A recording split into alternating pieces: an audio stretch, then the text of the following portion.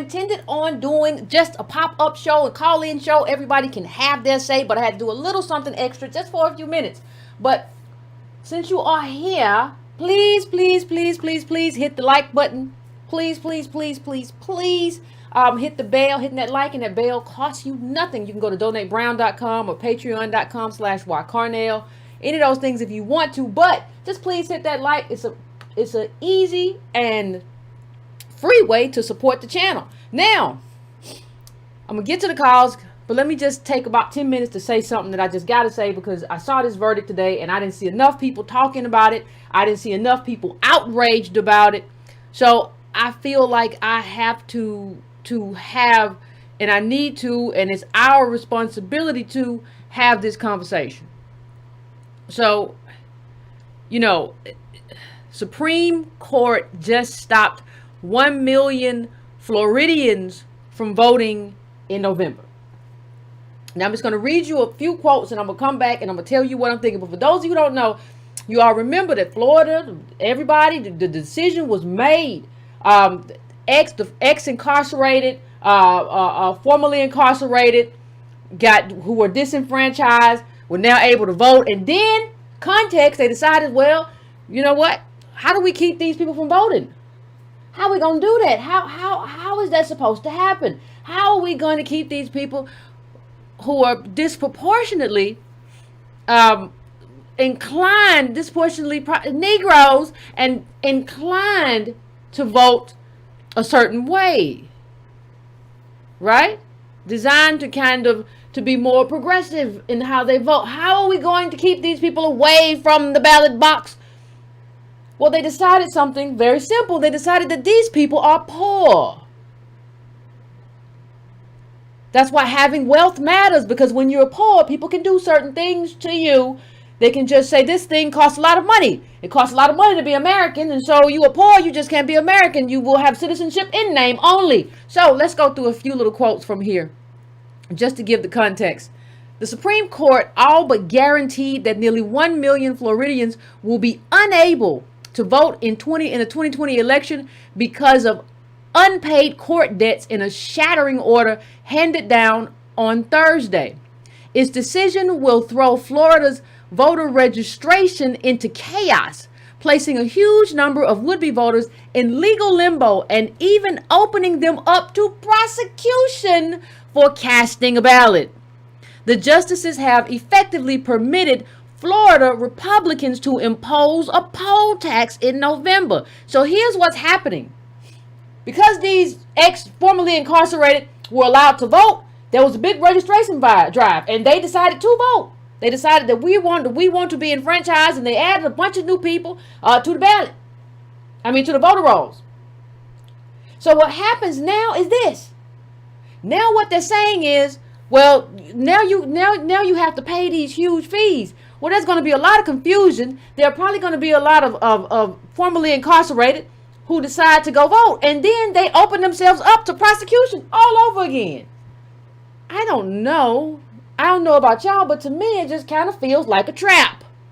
It kind of feels like a setup to not only keep us from voting, but to prosecute. But I just want to go through a couple more really good quotes, just so we can have a sense of what this game is. Florida's ex-felons have a right to vote under both the state and federal constitutions. In 2018, a supermajority of residents approved a constitutional amendment that abolished a Jim Crow era law permanently disenfranchising convicted felons. GOP lawmakers promptly sabotaged this amendment by passing a law that compelled formerly incarcerated people to pay all fines and fees associated with their sentences. Florida imposes a mind-boggling array of fees on defendants to fund its criminal justice system, and the new law would disenfranchise almost 1 million of the roughly 1.4 million voters who were poised to regain their voting rights. Now, understand something. This is what I mean when we start talking about how people eat off our failure. I want you to see this is what's happening right now. It didn't happen to the LGBT community, right? The Supreme Court was all down. Didn't happen to the immigrants. The Supreme Court Hooked them up. Didn't happen with the Native Americans. Supreme Court hooked them up. Supreme Court seems to me anti-ADOS, anti-black. You hooking up every other disenfranchised group, quote unquote, every other people of color group, all these other groups except for us. It looks to me the signal that has been sent is that you get, and the consensus across the board is close the door on these Negroes. Now we can hook everybody else up and bring them into Americana, whether or not they are citizens or not. We can bring them in with open arms. But when it comes to the people who built the country, you lock them out and you lock that door hard. And so they're eating off. When we talk about eating off our failure, the reason you're doing this, first of all, you're circumventing what the people voted. That's what it should be. You are circumventing what always happens in America to us. So somebody passes a law and they find a way to circumvent it or not enforce it or work around. They find a workaround. The other part is, hey, they always look at, hey, how can I make some money off these poor Negroes? How can I increase their fines or something? Same thing in Ferguson. You remember in Ferguson at the courthouse where nobody at the courthouse but Negroes and paying all these kind of fines, and they stop them for everything, all kind of little stuff. Remember Sandra Bland, may she rest in peace, well, moving across the road or whatever, and oh, you failed to signal or whatever, and you end up dead. That's why I told people it doesn't really matter to me what happened to Sandra Bland in terms of suicide or homicide. What matters to me is that nobody shouldn't have even been pulled over, much less locked up for what happened. You just try. It's vampirism to just make money off of us in this way, to disenfranchise us and lock us out. And this is what, let me just say this about black politics. This is what we get. We have played this game of kind of deciding that we're going to do the whole people of color thing. That's what we're going to do. We're going to do the whole people of color thing. That's going to be our game. That's what we're going to do. Well, let me just say this. It ain't worked. Everybody else, how many, I didn't even, the funniest thing, I didn't even see a bunch of members of the Negro chattering class out here talking about this. I didn't see a whole lot of conversation about this. And let me just say something else. This is not going to be fixed with documentaries. This is not going to be fixed with Oprah. This is not going to be fixed with you getting together with CBS. This requires an actual fight, and a fight of specificity. Because let me just say this. The ex-incarcerated don't have money. They already, remember they put the anklets on them and they charge for that. And they're going to charge for this. Then they already locked out of jobs. If you are ex-felon, a lot of places you can't even get a job. So you can't get a job. And then they're going to tell you when you do get money, if you want to vote, you got to use it on this. And if you do get a job, it's going to be a job that has equipment and a lot of grunt stuff, and you're going to have to pay for that. And from what I saw today, it just doesn't look to me like enough people cared. They have set up the whole point of like incarceration is supposed to be rehabilitation. It's supposed to be, you're supposed to be able to come back into society after you have served your time or did your duty or whatever. You have paid your price. And what they are basically telling formerly incarcerated people is that you are a dead man or dead woman walking, mostly disproportionately men, but you don't get to come back. You are locked out. If you get stopped by the police and you have that, whatever he's looking for, whatever he suspects, that's going to be on you. That's just the way it is.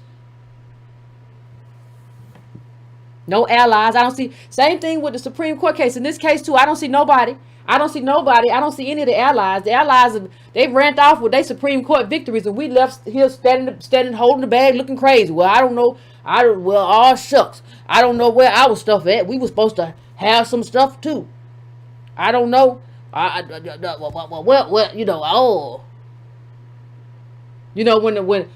DACA happened and it was when it was approved or whatever, the NAACP president was on Twitter. Oh, we all won today.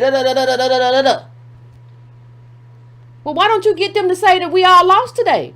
All these La Raza and all these other, why can't they say, listen, we're gonna fight this and we're gonna be in this and all that? No, you don't do anything.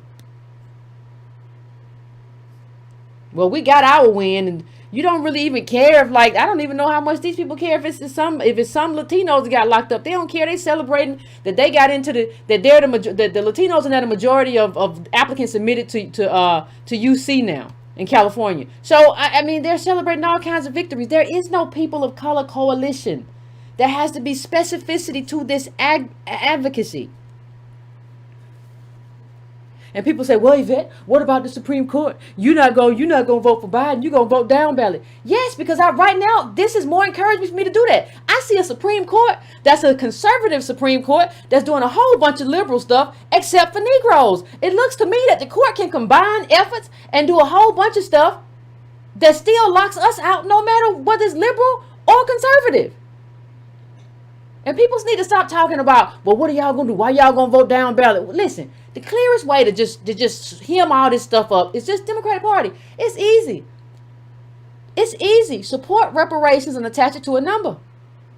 The number that we've talked about. That's 17 trillion. Attach it to that. It's easier for you to do that and more just and more righteous than for me to change. Because we all see what happens when we have to change. This is why we're dealing with the situation that we're in right now. You got Roger Stone and everybody off, all these women who got their children and the men who got their children into college talking about they didn't do it and they quickly out on bond and living their life without shame and all this stuff. And we over here can't even vote. You ain't even trying to try to do the big stuff about having a life. You can't even vote. They making sure that this don't happen. But in terms of November, but let me just give you all a little bit of background too, just really quickly. U.S. District Judge Robert Hinkle sharply limited the law's scope in May. Hinkle found that the measure abridged the right to vote on the basic on the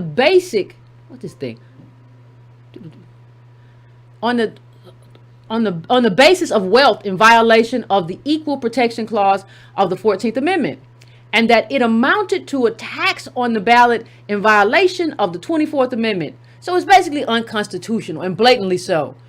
Just as critically, over an 8-day trial, Hinkle exposed a secret that Republicans tried to desperately hide. The state has no idea how much ex-felons actually owe. It has kept few records of court debt, and those records that do exist are often inscrutable. They're going to make it up now, though. They're going to figure something out. They're going to make up a whole bunch of stuff that you owe now. They're going to make up all kind of numbers and just pull out something that you can't pay. To remedy this injustice, Hinkle issued an injunction allowing ex-felons to vote unless the state could prove they had outstanding court debt. He also let them vote if the state somehow made this showing. But ex-felons lack the means to pay off the debt. Yeah, I don't even care whether the states have it or not. Like, you can't, that amounts to a tax. Like you said, on the ballot, you can't make it to where you have to pay X, Y, and Z. That's arbitrary. The right to vote is the right to vote. The Supreme Court blessed this chicanery. I can't remember how to pronounce that word, chicanery, on Thursday by refusing to reinstate Hinkle's injunction without bothering to explain its reasoning. Its decision prompted Justice Sonia Sotomayor to write an incandescent dissent. Joined by Justice Ruth Bader Ginsburg and Elena Kagan, justices are not obliged to note their dissents from orders, so it's unclear whether Justice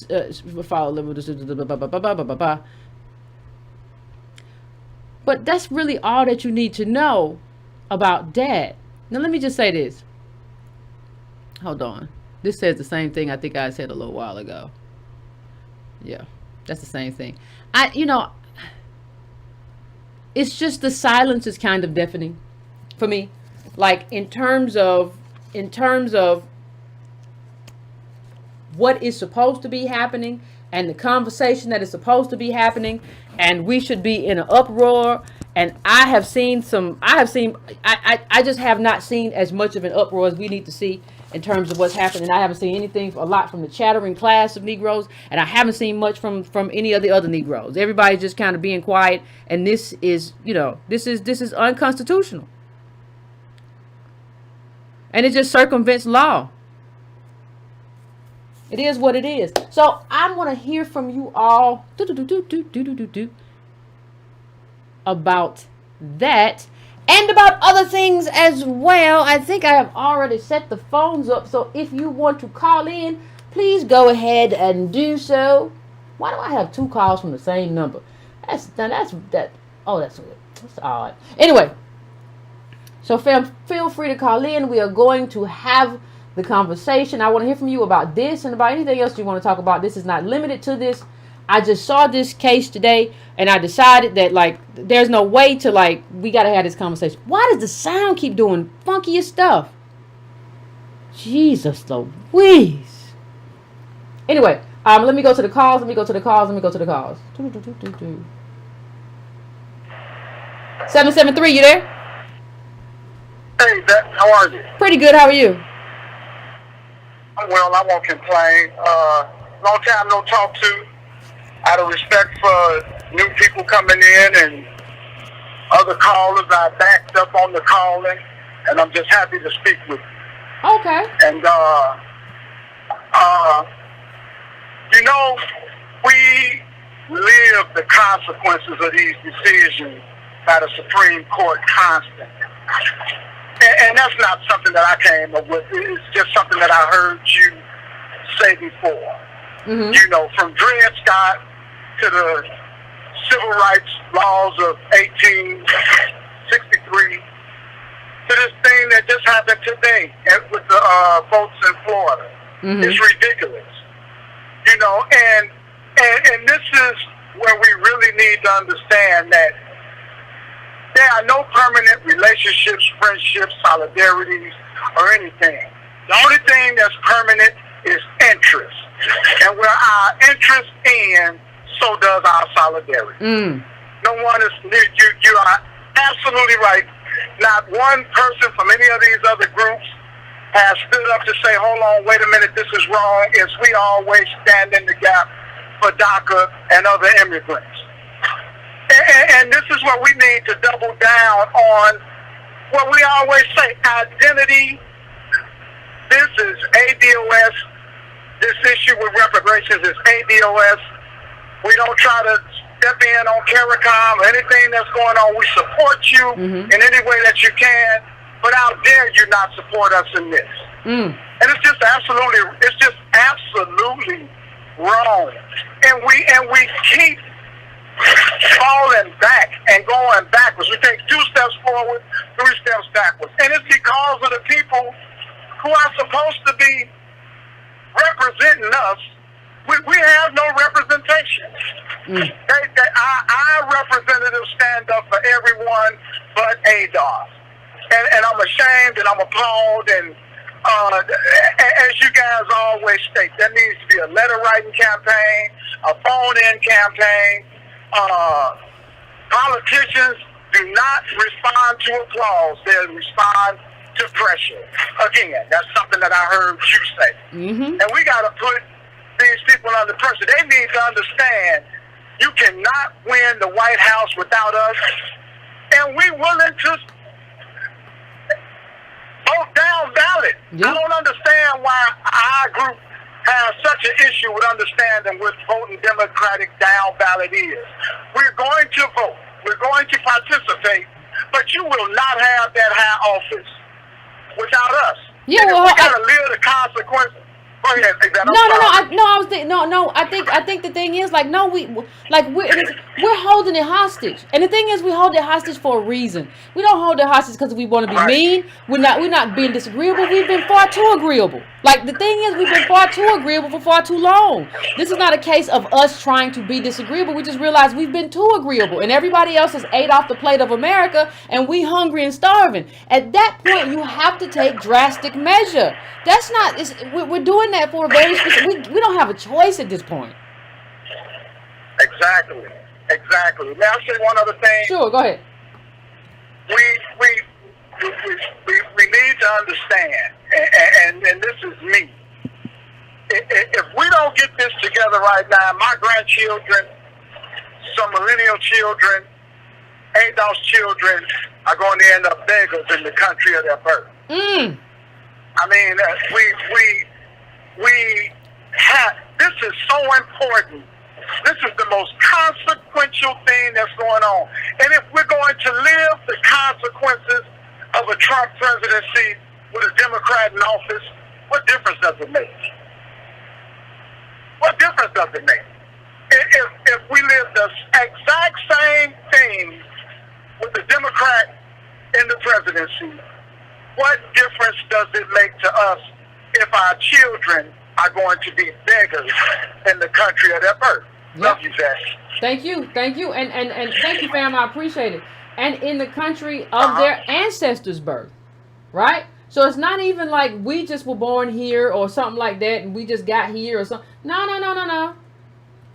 No, we're talking about build a country, and here we are. Now listen, I have two numbers that are almost the same. That like only the last digit is off, and I don't want to give out the whole phone number. So I'm just going to say 517. Say hello, and if you can hear you, if you can hear yourself, if I talk to you, then you the one is on. It's two of y'all almost. I've never seen anything like it. Y'all must be in the same work office. Anyway, 517. I'm coming to you. 517. What's up? Hello? Hello? Yeah. What's up? Hi, Yvette. Hey. Oh, okay. Hi, Yvette. This is Rose. We're reporting from Michigan. Okay. And we have Ernest Russell also Okay. on the line. Okay. All right. Yeah, we had our phones together. That's Okay. Oh, I didn't know what was going on. I was like, these two numbers too close. It's on my phone, not yours. Okay. No, we got to figure it out. Okay. But no, we just wanted to definitely give you a shout out for, continue to do the work that you're doing, you and Antonio Moore. But, outside of that, I did have a question for Go you ahead. today. I was going to ask, do you think with what just happened with the Supreme Court in the state of Florida, that can definitely go into our case for reparations or our cause for reparations? Well, you know what? I guess you can make that case, but I think the thing, but you know what I think? Like, honestly, like, our case has been made for so long. It's like, I sorry I keep saying like, but it's almost as if we made a case. It's almost as if we proved a long time ago that 2 + 2 = 4. And instead of anybody saying 2 + 2 = 4, everybody was like, well, maybe it's 3. Well, maybe it's 7. Well, maybe it's 9. And nobody wanted to acknowledge that these people already proved their case. See, I do agree that is possible because of the disenfranchisement. But the point of the matter is, it kind of leads to the idea that we haven't already proven the case. The case has been proven a long time ago. There was never ever, or should never have been any dispute of the case. The case just got worse and worse as time went on, right? In terms of it built up interest and the offenses kept coming long after slavery. So it's kind of like people need to stop telling us like, hey, well, what about this? I understand what you're saying, but I just don't want to lend any kind of credence that we need anything else to build our case. Yeah, I'll feel you on that. And I was going to say just build off what the last caller said, definitely self-identity is important for our people specifically. And then, like you said, Black Caucus, I don't know, this is me getting woke to, what's going on or just getting hip. But yeah, I would say I agree with you guys totally in the fact that, Black Caucus isn't advocating for Black Americans, so I would more likely see the Black Caucus condemn anti-Semitism than, anti-Blackness or, fighting for our cause for reparations and things like that. So, with that being said, this is going to be our first year voting down ballot Democrat. So we definitely sticking with it. We definitely believe less than two politics people doesn't work for us or hate us. So, keeping that in mind, we just want to, keep wishing you and Tone the best in this Thank you. I appreciate it. Thank you, fam. I appreciate that. And yeah, I just, I appreciate it, fam. I don't think we have a choice. Like, nobody, obviously nobody cares. Like, what happens to us. Look at what was the statistic again of of the homeless that we are? What percentage of the homeless? Was like 40%. Of what was it? I can't remember. I'm sure I'll get it. But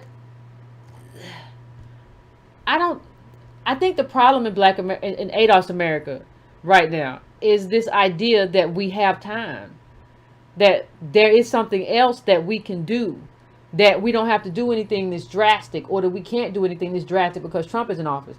No, with Trump in office, as wild and crazy and irresponsible as he is, that is more of a reason for Democrats to say, okay, listen, let's get these black people what they want, because we gave our vote away too soon.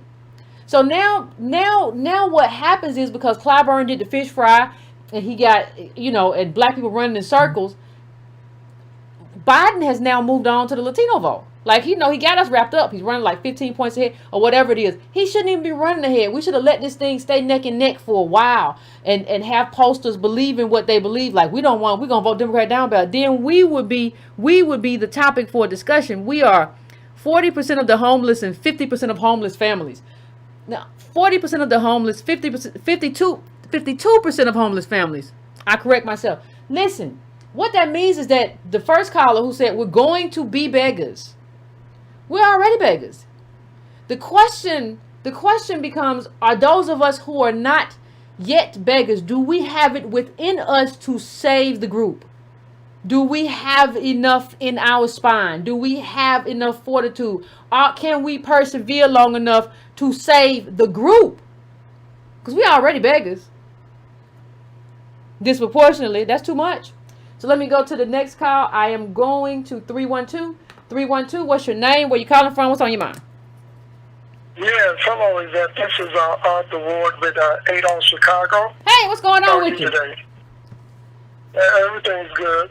I just want to tell you today about Cynthia McDonald and I were on a radio show today as a call-in because they were talking to a reporter that was fully covering the Asheville, North Carolina local reparations situation. Mm-hmm. And I had gone over it, and I had a chance to engage on that call. And when you go over the whole thing, there is nothing in there regarding reparations, really. It's just equity. I know. But they're labeling it as reparations. And the three things that caused me to look at the three red flags when he was explaining the reparations. First of all, he said black. Mm-hmm. Absolutely. Is it people descended from slavery? Is it Africans? Which blacks are you talking about? Mm-hmm. Second flag was no money. And I had to let them know that any reparations program has money at the head.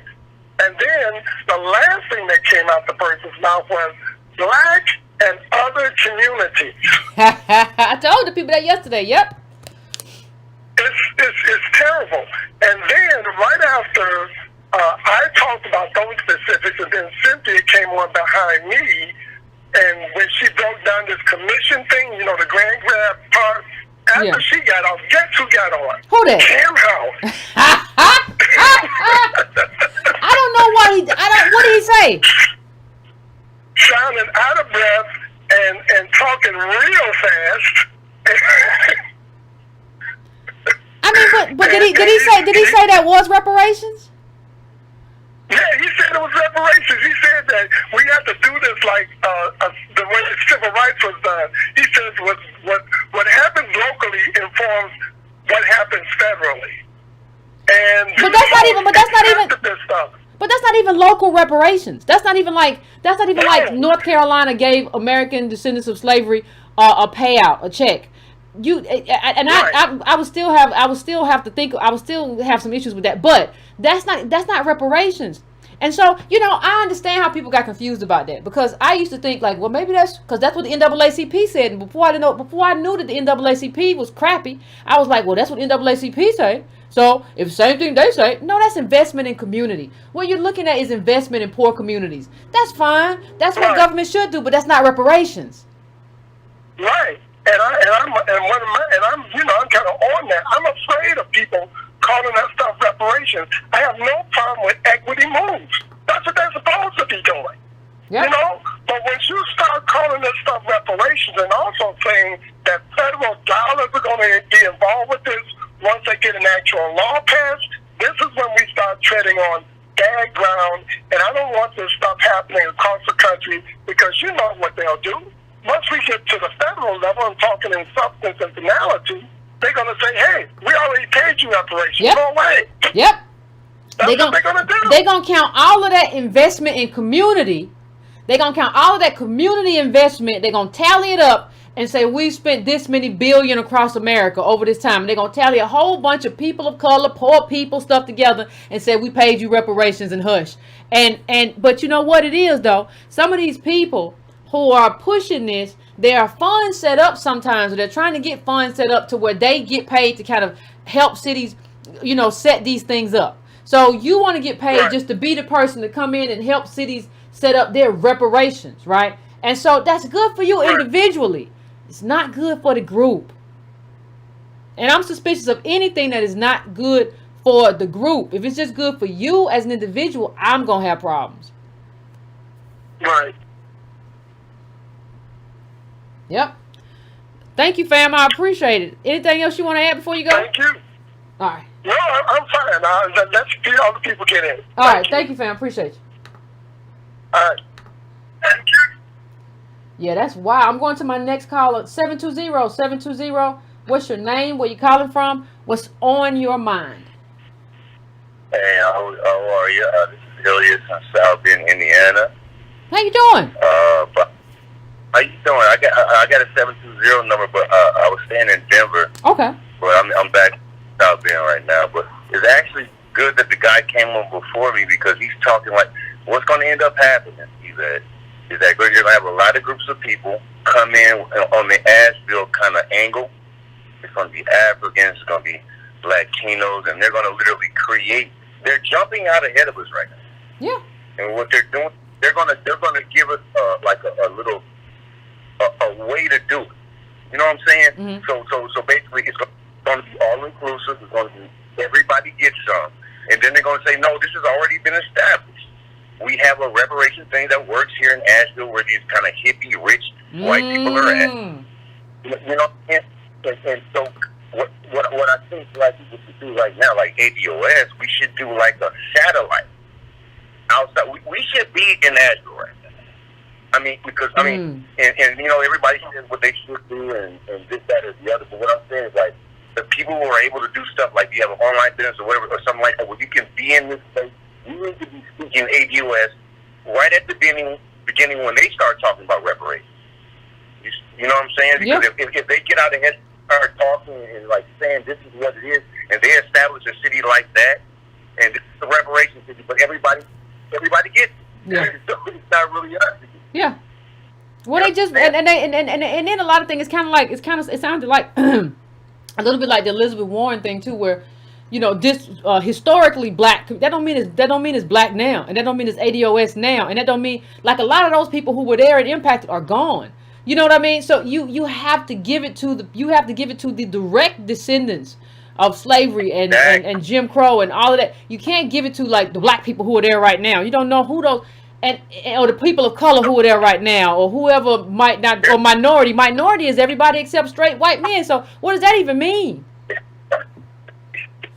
There's a cat on there was like an Indian, some kind of Indian, and I'm not sure what part of the country. Like, well, if you're ADOS, we're all over. So we know like the Punjabi Indians and how they get down. They're kind of dismissive, really arrogant. They come into communities, don't feel like they have to give anything back and kind of bounce. So like, and then I guess he's one of the holdouts, I think. But this is the situation. Like I lived out in Denver. It's the same thing out there. You have like groups of like new arriving Latinos who don't know anything about what we're talking about, right? Our biggest opposition at this point, they're people who don't, they're brown people, but they're not us. They're not ADOS. So you're not going to change their mind. They're coming from places where like they were colonized as well, but they're like 50, 60, 80 years behind us. So their awakening is not going to happen. So all the black people still trying to grab and think they're going to hope and bring those people along. It's not going to happen. We need to be where they are when they're talking about these at all times. That's all I was saying. Appreciate it, fam. Thank you. And I'm gonna add one other thing, but I appreciate you calling in. And that, let me just say this. There's one other thing I was add to. Like, you don't get to like in terms of investment. You don't even get to like. You don't get to spread our reparations around. So if a debt is a debt, so let's say somebody owes me $1,000. When you come and give me My $1,000, that's a debt that you owe me. You don't get to just, well, say, look, Yvette, I'm going to give you $100 and I'm going to give so-and-so $100. I tell you what I'm going to do. Would it make you happy if I give everybody who kind of look like you $100? Or everybody who kind of live like you or poor like, can I give them some of your money too? I just want to pass your $100 around. It'll be better for everybody. I mean, your $1,000 around. It don't. No, that's not how debts work. You don't get to pass my money around. These is my monies. You don't get to pass them around. This is the wealth that I have been robbed of. You don't get to pass that around. You get to pay that back to me. And it's very easy. It's not complicated to find out who me is. Right? We know Immigration Act 1965 when people got here in mass. So we know if you know, your grandmama and them, they here. We know where you come from. It's not hard. They've tried to make this hard to dodge ADOS for so long, and we had so many kind of sellout politicians. They said, "Well, it is. We just gonna work hard on America." Don't nobody else do that. That was just a whole sellout thing. Let me go to the next call. I am going to 401. What's your name? Where you calling from? What's on your mind? Hello. I'm calling from Rhode Island. What's going on, Rhode Island? How you doing? What's up?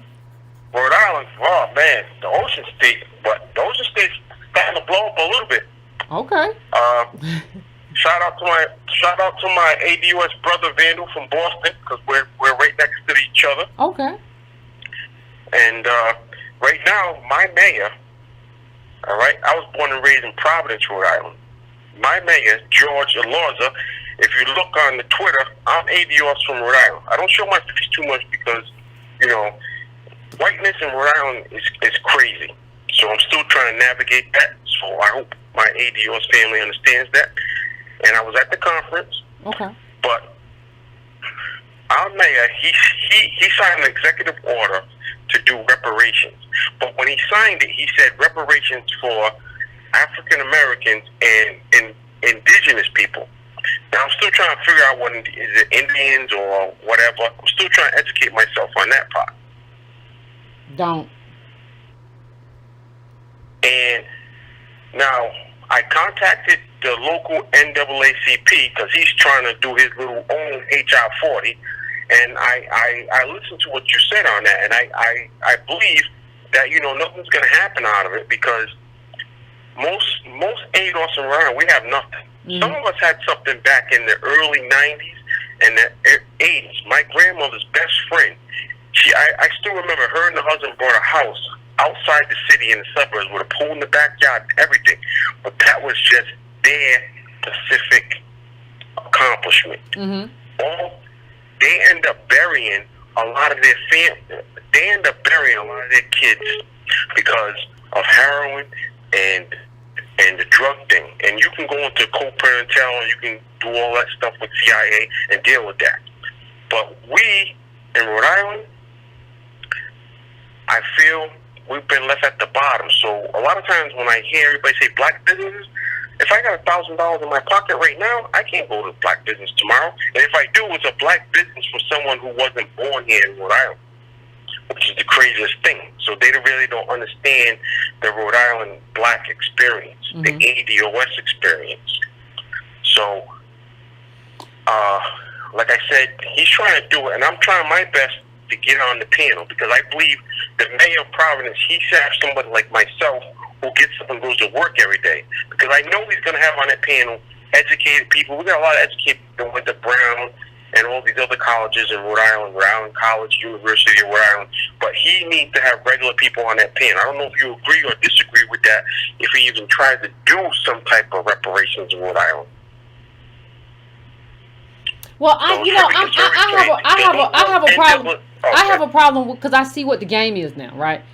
Now, I think it would be good if like what they do is what kind of happened in California, where you do set aside and you say who is old, right? You create a designation. I think that is a good thing to create a designation that says everywhere that says, you know, reparations goes to, because that's what you have to do first. If you don't do that first, when when these people try to do local reparations, you know, which I think it should be federally led, but even when they try to do it, it's never going to work if you don't anchor it in the lineage of American descendants of slavery. It's never going to work. So what you have to work out first is, what is the lineage?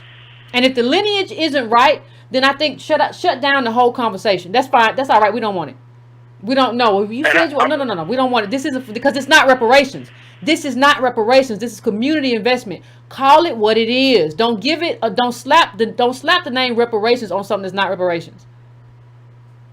Now, I reached out to the local NAACP president in Rhode Island. His name is James Vincent. Now, do you think I should get on board with him and have a conversation with him? What is your opinion on that? Because I reached out to him. He hasn't responded to my emails yet. But I'm hoping if there is a dialogue in Rhode Island about any type of reparations, he's supposed to be one of the top people in Rhode Island as far as talking about what happens to black people in Rhode Island, oppression in Rhode Island, everything, so forth. So, what's your opinion on that? I think it's hard to go along. I'm not saying you shouldn't. You should always have a conversation when you can have a conversation. So I'm all about conversations. But I'm just saying it's much. I don't know how many ADOS who are doing work in Rhode Island. I'm just saying it's much easier to do that if you roll in. I would be the first. I'm telling you right now, if you see me on Twitter or any social media, I would be the first. I'm trying to put the work in. Okay, I got you. I got a lot of hours. Okay, I got you. I tell everybody I work a lot of hours. Okay, I got you. But 8 years life. Got you. But I'm not opposed to having a conversation. If you have the opportunity to have the conversation. But I don't know a lot about Rhode Island. But there's nothing wrong with the conversation to say, like, this is not reparations. You should call it a community investment or whatever you want to call it. But I don't even know if he'll get back to you. But you should reach out, and if he wants to have a conversation, I think you should be clear about what reparations is and who is owed, and that this is just not reparations. It's great community investment. That's wonderful. It's just not reparations. And I want to thank you and Tone for giving my political education, because without you, I wouldn't have my talking points. That's the only reason why I emailed him, and I emailed the mayor of my city, because of you and Tone, I got my talking points on point and straight, and I'm ready to have that conversation with leaders in my city. Wonderful. Thank you so much. We gotta get some more people out there with you though. Wonderful though. I appreciate it, family. Yeah, I can't wait till this COVID thing so I can go to another conference. I know. And maybe meet up with some Rhode Island people or something. We can't have that brother out there by himself doing all this stuff alone. It's gotta be, it is what it is. Anyway, family, let us go to the next call. I'm going to 713. 713, what's your name? Where you calling from? What's on your mind? Hi, Yvette. Hey. This is Phoebe. Hey, how you doing? I'm fine, thank you. My eyes got better, and I'm happy to hear that. Things. I'm happy to hear that. I want to kind of change the subject, a little bit, because in the business that I'm in, I run against a lot of people that are making money. Okay. And so, I know just a little bit. I don't know everything, but with my personal experience, I have some knowledge. Now, when I have debates on Facebook or Twitter or whatever, and I have all of those bootstrappers on there, and they're talking about, why can't we do it? Why can't we pull up our bootstraps and move ahead? And I try to explain to them that we don't have money, and they start throwing in that, oh, well, we spend $2.7 trillion or 1 point whatever every year. And I tell them, well, spending is not the same as investment. And I says, about 2011, I went and worked for a billionaire, Dr. Ed Broussard, and he and his wife are going through this crazy divorce, by the way. Okay. And what I found out, they reported it in seeing one of those publications, that he's trying to kick her out and exclude her from all of the money that they made while they've been married for 31 years, right? In Texas, it's a community property.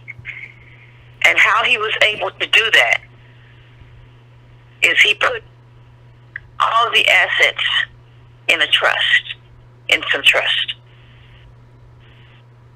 That's low down dirty. They don't care. You agree? Yeah. And we we're talking about billions of dollars. Mm-hmm.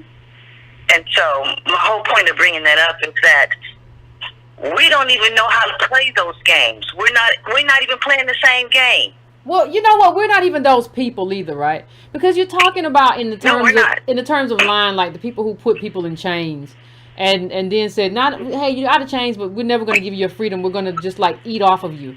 So like we don't even understand that level of like how what does it take to put somebody in chains, and then even when you get them out of chains or whatever, you say, well, you know what?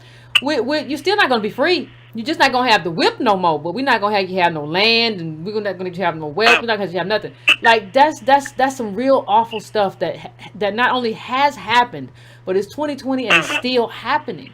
Like, and so I I don't even think we understand like how they don't play games. This is not he's not playing the game.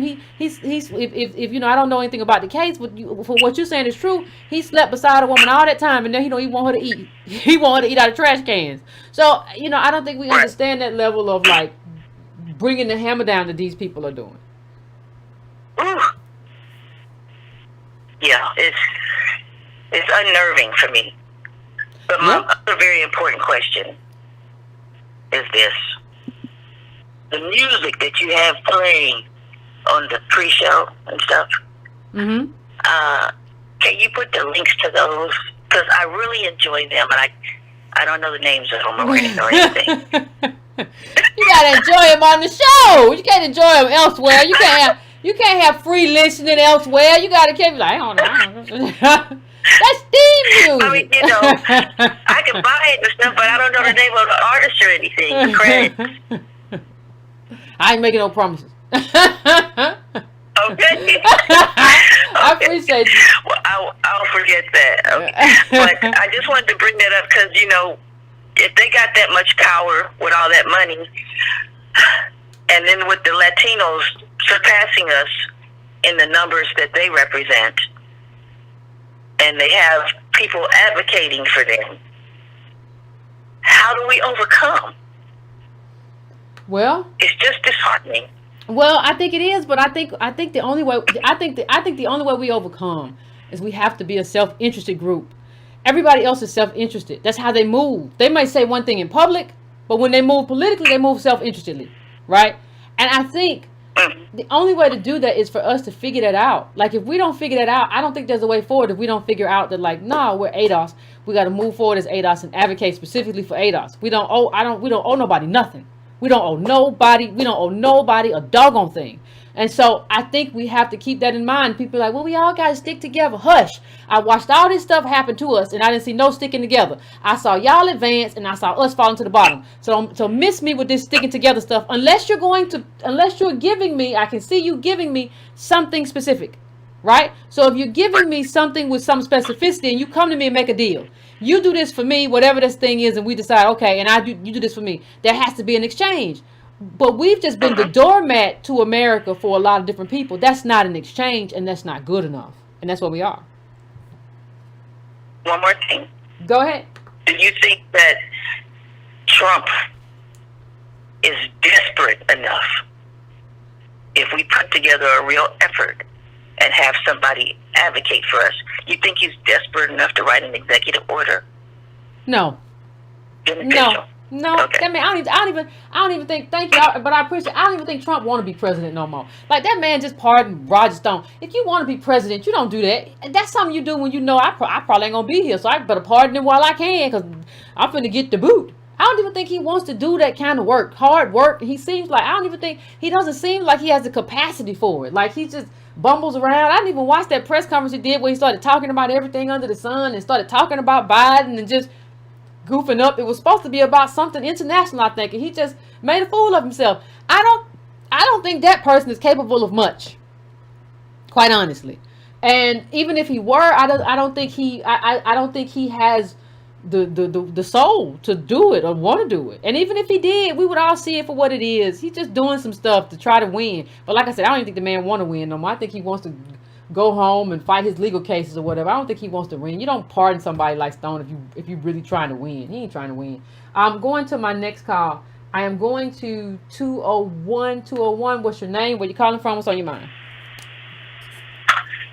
Hey, Yvette, what's going on? It's Tyrone with ADOS NYC. Hey, what's going on, Tyrone? What's up with you? How you doing? I'm doing pretty good. Just had to call in. It's my second time calling in. It's been Okay. a minute. Glad I got through. Oh, man, so much in the mind, but I'll be quick. So, real quick. So, I'm with ADOS NYC. We're doing our thing. Darity pretty much wants us to look at the state reparations bill. We're taking that very seriously. We're working on that. We fine-tooth combing it. We own it. One thing that I noticed with the state reparation bill in New York is like a lot of Incobra talk, and what they're doing is like a lot of these Incobra affiliates, what they're doing is like they're appointing other Incobra NARC members to be a part of the Commission studying reparations in New York. So I just found that a little funny style. Like, this sounds definitely funny style. Like, undocumented people, like the organizations that rock with undocumented people, like they're so unapologetic about how they're fighting for undocumented people. Like, they're always asking questions, they're always probing, they're always like, what about documented? What about undocumented? And then I'm kind of like gritting my teeth a little bit. It's kind of like, okay, you guys are unapologetically for undocumented people. You guys hear me? I'm saying that I'm offline now. Yeah, it went offline, caller. Hold on, let me see if I can get it back. Oh, it went offline? Okay. Hold on 1 second. Got you. The whole thing went off. I don't know. They said Okay, let me see. I think we. Tony was having trouble earlier when I tried to watch him. So Hold on. I think we might have you back on. I think we have you back on. Hold on. Let me see. Yeah, I think you're back on. Check on your thing too. I think you're back on. I think we got you back. I think we got it back on. We back on? I think so. Hold on 1 second. I don't know what people miss because I was running my guns. No, I don't think you missed. But I don't think they missed. But like the last like 10 seconds or so, it went. It seems like it went. But let me make sure. Let me make sure we got back online good. Let me make sure. Yeah, look, it says live now, so we back on. Good night. Right, so I'm on. Yeah. Okay. All right, cool. Lost my whole train of thought. I'm gonna get it back though. No, the point I was just trying to make is like I'm noticing with this like bigger coalition that I'm a part of, it's like undocumented people, the organizations that rock undocumented people, they could just be unapologetically for undocumented people. The state's trying to allocate resources to them, but at the same time, it's like I don't feel comfortable enough like saying that at my job. It's like I'm just strictly for black people. Like I feel like if I say that at my job, it's gonna be a problem. You know what I'm trying to say? So I just find that kind of interesting, that like that dynamic. It's like these other groups could be unapologetic to themselves, get the resources they need, but then when it comes to us, we can't get the same thing, or we can't have the same freedom to be unapologetic. So I just thought that stuff's kind of interesting. And then kind of relating it back to the state reparations bill in New York State. So a lot of times with these housing bills that are like getting pushed on the local level in the state of New York, like it's Democrats that control Albany, but it's like a lot of them are so tied into the real estate, the real estate industry, that it's like they're not budging. And I'm part of this statewide coalition that has hundreds and hundreds of people that are like putting pressure on Albany, and they're still not budging. So then I'm kind of like thinking about, okay, Charles Barrett introduces this state reparations bill, but he knows not going to see the light of day. And so to me, it just seems like just a huge kind of money grab for Incobra and NARC. And I think Incobra and NARC, it's like I was looking more about their platforms and what they're about. It's like they're not making any sense, a lot of their platforms. Like they linked up with CARICOM, right? But it's like I read CARICOM's 10-point platform for reparations, and they mentioned nothing about going out to the United States for reparations. They mentioned nothing about how NARC and Incobra and the Black Americans are going to be a part of their reparations. So it don't make any sense for Incobra and NARC to be like, oh, we got to include everybody, and we got to include Africans in the reparation struggle. Let me just say this. That's the only one to make. Well, let me just say this. I don't even understand how anyone at any point elevated them, right? I don't understand it. Like you saw Nicole Hannah-Jones, say, and that's why I had a problem with her. Part of the reason I had a problem with her, because now she elevated them. She says, well, Incobra's been doing this work, and I don't think people even understand, and that's why I can't deal with a lot of people. I don't even think people understand when people are serious and when people are unserious, right? This is an unserious group. Because the minute you say, I want reparations for all these different groups, you basically said, I am opposed to reparations. Because that's what it means. If you're trying to get, because it makes no sense and it's a joke. You turn reparations into a joke. And that's why they've been around this long and haven't achieved anything. Their goal wasn't to achieve anything. This has been a vanity project. They have been agents of misdirection. So I'll just say I'm going to do what's best for everybody, and I'll keep getting funded however I get funded. And there might be some money in it, a bag or whatever, and I can go around and shout. You know, there's a whole grievance industry that doesn't really want solutions. They just want to go around and shout about the white man or white supremacy. They don't. Go ahead, fam. Go ahead, fam. Oh, I'm sorry. I thought I got cut off. No, the whole point I was going to make, too, is, like, I think Congress introduces H.R. 40 in 87, right? Mm-hmm. And COPA pops up, 2 years later in 89? Mm-hmm. And then if you fast forward, Ta-Nehisi wrote Case of Reparations in 2014. NARC starts in 2015. So it's like, come on, they talking about ADOS and we just said Johnny come lately, but it's like, come on, seem like y'all kind of just grifting on into this space, and then y'all posing as Pan-Africanists, but y'all really just kind of like keeping the status quo. Y'all just feel it's like a bunch of like elitism, and they masquerading themselves in dashiki. That's what it kind of feels like to me. Like they're not making hardly any noise at all. And then I noticed too in Cobra, they're having some event coming up. Was that July 30th through the 1st?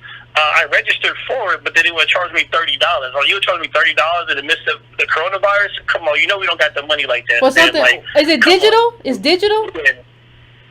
It's digital. Yeah, I think we charged what, 10 for the digital? Really clear what it was about. I try to read the platform and I try to read more about it. But I was like, what is this? Like, it's a 2-day to 3-day event. You're charging us $30. I don't really know what this is, but I don't know. It just seemed really funny style, in my opinion. Well, what I thank you, fam. I appreciate it. I'm gonna get to another call, but I appreciate it. What I will say is that, like, honestly, we charged. I think it was $10 for the digital pre-coronavirus. So I think sometimes people just kind of tell on themselves in terms of what their agendas are. But I think even people in African countries would laugh at you all running around with these dashikis talking about like this stuff. Everybody knows this don't make no sense. It's just like a joke. But like it's a vanity project, and you run around setting up slush funds for yourself. And I don't know how you've been getting paid, because I've never seen an organization stay afloat and ain't no money coming in from somewhere. So I would love to see the books in terms of what money you taking from what organizations and what people. It's y'all to get to pay y'all to run around and do all this stuff. I would just love to see it.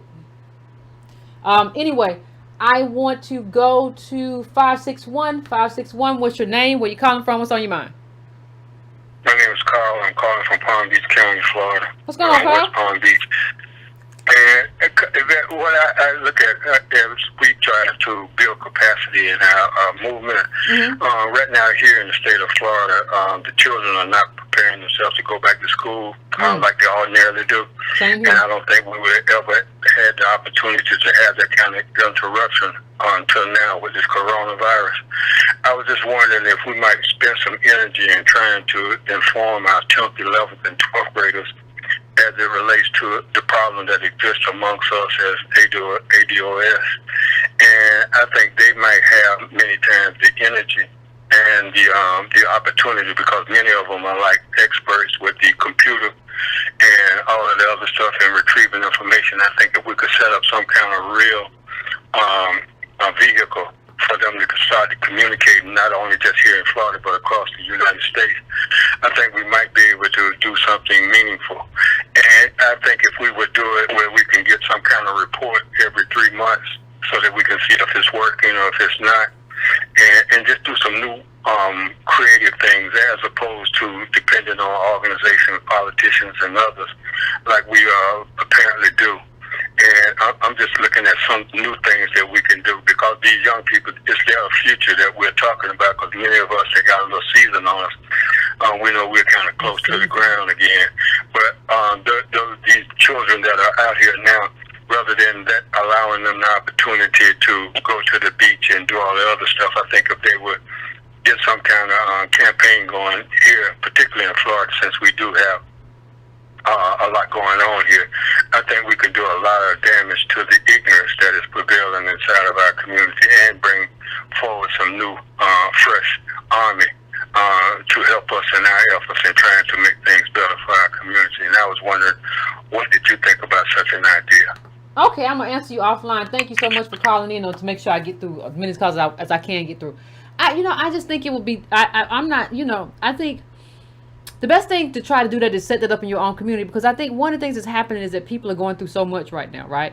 So it's hard for people who are already asking people to become political as adults, right? I'm not saying it's impossible. I'm just saying you will have to set up your pilot program and see if that works, because what happens is, like, you already have parents, ADOS parents, black parents who are essential workers. And now you're telling them, like, I got to go to work, but my kid can't go to school, and I got all this. And then you say, well, I want you to overlay that with an extra effort. I think you would have to have people who are extraordinarily passionate about ADOS. And I see ADOS who are that way. I'm not seeing in terms of mass. In mass, I'm not seeing that, right? And I understand it's a pandemic. It's kind of hard to get people to say, oh, care about XYZ during a pandemic. We're trying to get people right now to care about politics, because this pandemic is an expression of the fact that you don't have what you need. But that's different than saying that we're going to do this. What I would like to see more than that is just like, as parents, you are going to be responsible, whether you like it or not, right? With educating your own child. It's not fair. It is what it is, but that is going to be your responsibility. It looks like a lot of places school ain't opening.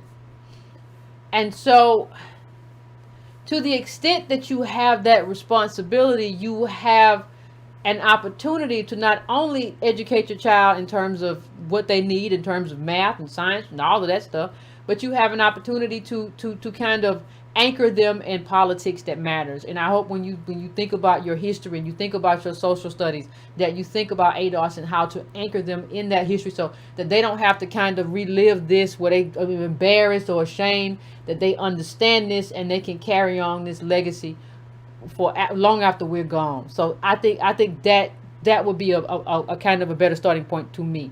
But let me go on to the next caller. I am going to 917, what's your name? Where you calling from? What's on your mind? You there, 917? Yes. My name is Julie. I'm calling from Raleigh. Okay. How you doing? I'm good. This is the first time I've called. Okay. So I want to say how much I admire you and how much I appreciate your commitment to ADOS and political education. Thank you. And I did come to the conference. Very good. In Louisville. Great. There were two calls last night that the first caller mentioned the ADOS 1.0, giving copies of that to your Congress people. And then there was another caller who mentioned he wanted to know what our next step is. Okay. And I've been thinking a lot about, we've talked recently about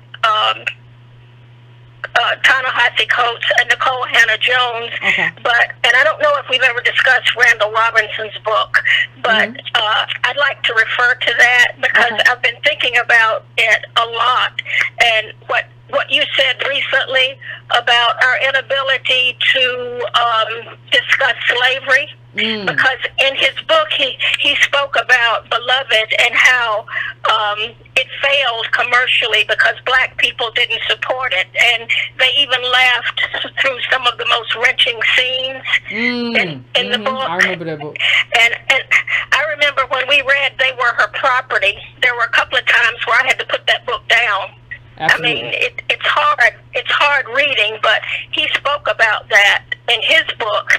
And if you go to the last page, what he said about blacks, he said, if blacks are to have any chance for success, we must make it clear to America that we will not allow ourselves to be ignored. And he gives an example of how he says, if every black church and organization would commit to choose one day of the 130 odd days that the Congress is in session and bring 1,000 African Americans to walk the halls of Congress, that they would not be able to ignore us. And for 1 year, they would never stop seeing our faces. Mm-hmm. And I've been thinking about that a lot because I think what he's suggesting there is something similar to what happened with the Montgomery bus boycott, because that wasn't something that was just thought up overnight. It was, you know, it took a lot of people to plan that, and it lasted for a year. I don't know if we can do that, but I've been thinking about it a lot because the way he presented it, and if in 2021 we could do something like that, I can see.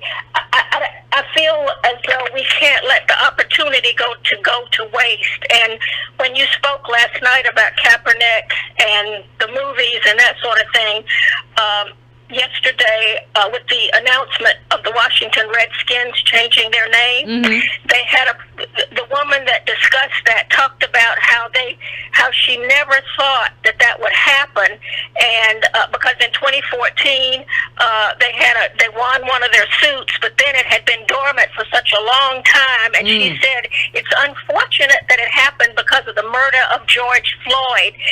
And so I keep looking at the things that are happening, and I feel like we can't let this opportunity pass us by, because other people, I mean, their situation had been dormant, but because of what's happening, they've been able to. I mean, it happened coincidentally, and she said that it was unfortunate, but and I'm not saying this very well, but I just in terms of going back to Randall Robinson's book, I think if I don't know what other people think about that, and maybe we couldn't do it on the scale that he's talking about, but if we could take it to Washington to, you know, if we'd have 4 months. If we decided to do it, say in January, we have 4 to 5 months now that we could plan for it.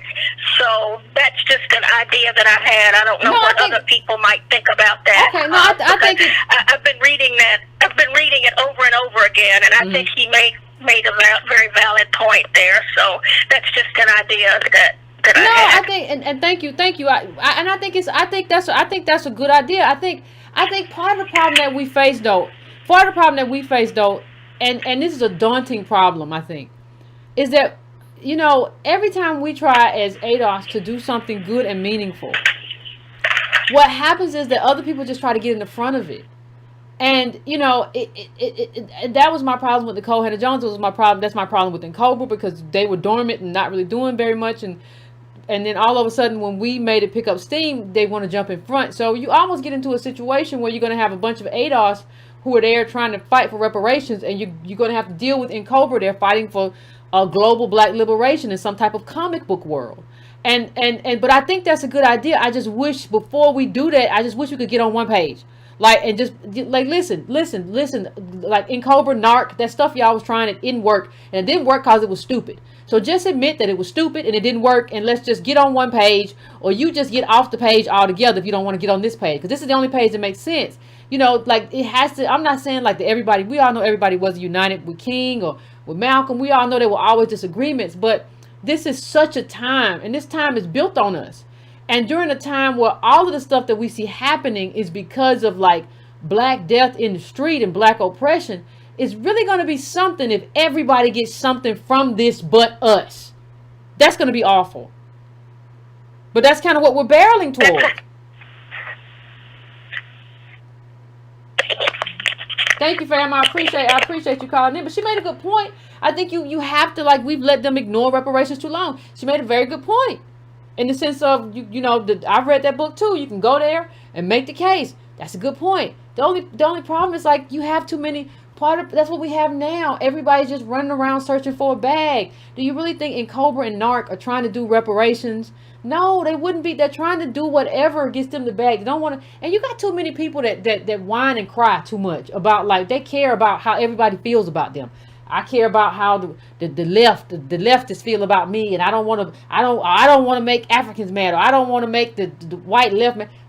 Who cares? Like, this is about a specific debt. And like, these people are all with their little ragtag, the dashiki can't go where it sells, are just getting in the way of what's due an entire group of people. And the problem is, I don't even know, like, if they get in the way and allow America to call something reparations that's not reparations and walk off, I don't even know if anybody's going to hold them accountable and say, you ruined everything. Like, you people ruined everything with your bad ideas and your dumb alliances. And I don't know. Nobody should have ever went to an NCOBRA or a NARC conference. Not in this life. Not ever. Should have never been to it. Should have not spoke at it. It should be apparent to everybody that these people are unserious. I don't even know how they were allowed to exist. That says something about us. So anyway, let me go to my next call. I am going to 443. 443. What's your name? Where you calling from? What's on your mind? Hi, Yvette. My name is Cherie. I'm calling from ADOS DMV. What's going on? First, I would like to thank you so much for your passion, your research, Thank you. your dedication towards ADOS, and the whole criticalness of reparations. My question is, in the light of the Asheville debacle, how effective do you think it would be for ADOS to organize our own independent think tank to collaborate on the federal and state level to create uniform and cohesive reparation policies? I think I would rather collaborate on the federal level. I'm really getting to a point to where, especially since they haven't, nobody on the local level really wants to anchor this in lineage, and that's what matters. I don't really even want to do it. Like, I'm getting really opposed to that. The more the days go on, right? It's almost as if that's kind of like a plan to kind of get us out the way, in the sense of just we're gonna slap this stuff and call it what it call it what it ain't, and it's gonna be what it is. Now, a think tank in terms of a physical place with a physical address would be costly. But I think anybody, see, the thing is, we can all do the work. Like, if we think work needs to be done, I just tend to think like a lot of the work has been done. Now, I have a lot of ideas that I will share at some point about how this is much bigger than just the payout and how the payout has to happen. And I think there has to be a space to do that and to have that. I don't think it necessarily has to be a physical think tank, though, not necessarily in the era of COVID. Do you understand what I'm saying?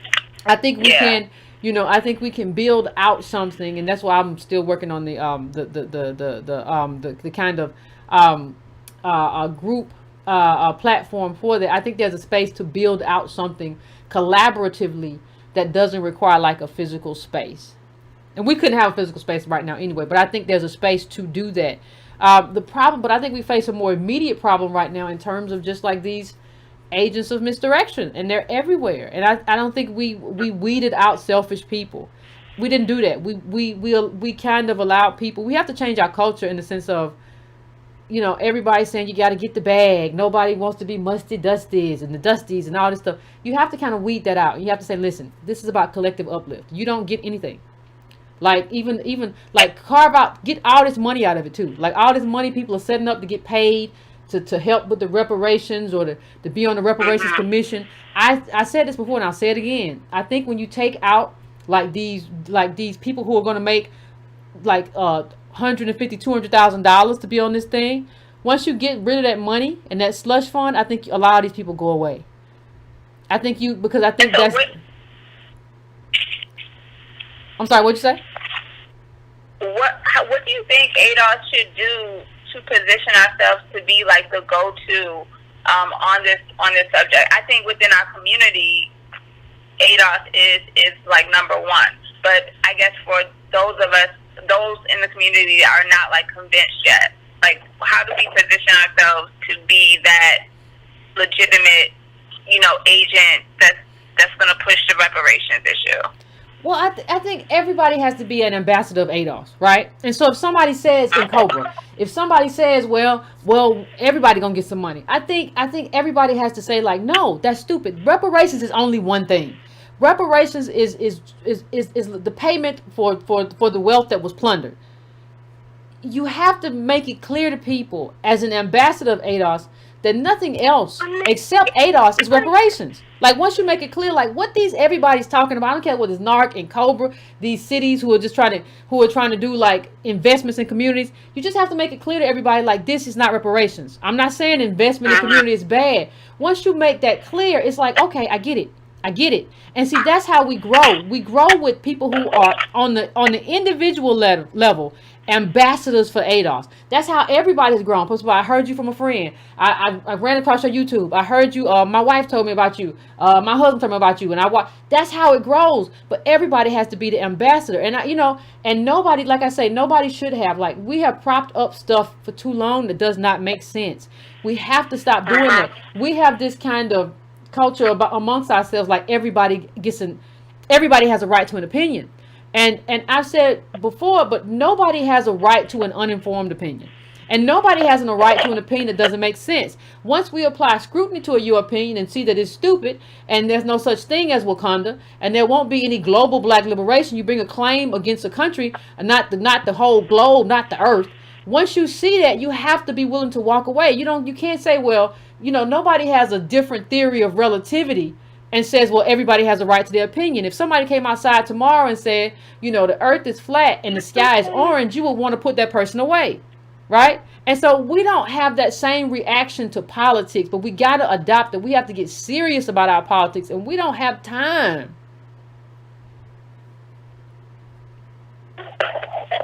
You still there, Carl? Yeah, you broke up, but thank you so much, Yvette. No problem. No problem. You too. You have a good night. I don't think we've been like this. I don't even have to say I don't think we've been serious about our politics. But I don't even gotta say that, because here's the thing: if we had been serious about our politics, we wouldn't have Cobra. We wouldn't have NARC. These are people who weren't even on social media until recently or whatever. Like, how long have we had Twitter and all this stuff? They weren't serious because they knew in their own minds reparations are serious. We're going to get out here and we're going to shout and we're going to wear some red, black, and green. But they didn't take it seriously. These are unserious people, and unserious people should never be taken seriously. That is a dangerous game to play. So anyway, I'm going to go to the next call, family. I am going to go to the next call. I am going now to... Let's see. Where we going? 347, where you calling from? What's on your mind? What's your name? James. Hi, Yvette. How you doing? Pretty good. How about you? I'm doing okay. I called to your show a couple times. Okay. There's a couple things I wanted to mention. Okay. One thing, of course, I've been following you for a while. One of the things I wanted to point out to you was I don't understand your fixation, because I've been watching your tweets and stuff like that, on Nicole Hannah-Jones. Okay. Believe me, Yvette, there are Ivy League black professors who are on your side that do not like this woman, and you yourself have already pointed out how much she doesn't know about I guess reparations or something along those lines. Mm-hmm. So I've seen your tweets. I just don't know how much she makes or breaks the whole reparations argument if she doesn't know much. So I don't know why you give her much attention. Well, because you have Ivy League professors who don't like her and who don't understand how she even got the Pulitzer Prize. Well, I will say. First of all, I don't think those Ivy League professors are loud enough. But the second thing I'll say is this: you can't see. Everybody thinks that, like, it's about credit. It's about individual credit. That's not what it's about. It's about group credit. Because as a grassroots, and I've used this example, but a movement doesn't move. Because when you see what happened in Ferguson, right? What happened in Ferguson is you had a bunch of grassroots activists who were doing the thing, and you had a bunch of people from outside come in and become and somehow, I don't know how, but a lot of the people who were in front of that movement ended up dead. And a lot of people who were brought in ended up superstars and sellouts. Okay, that's what happened. So when people get in front of a movement, I am very suspicious. When people who haven't been there or aren't a part of any kind of grassroots movement, I'm very suspicious. And I just see, even if the person is not that bright, not that good, I'm not saying that she's not bright or whatever. I'm just saying not necessarily, but I'm just saying in general. Well, the Ivy League professors, they said she's not that bright. Well, I'm not gonna call the question her intellect. Pardon my French. They Okay. said they don't know how she got that prize. Okay, I'm not. But see, I'm not calling the question her intellect. I didn't think it was good, but that's not. To me, that doesn't mean that she didn't have the capacity to do better. She just didn't do better. She didn't work hard enough. But what I will say though, if you see somebody who shouldn't get something, who got something, I ask myself, how did that happen? Right? Who is responsible for putting this battery in her back?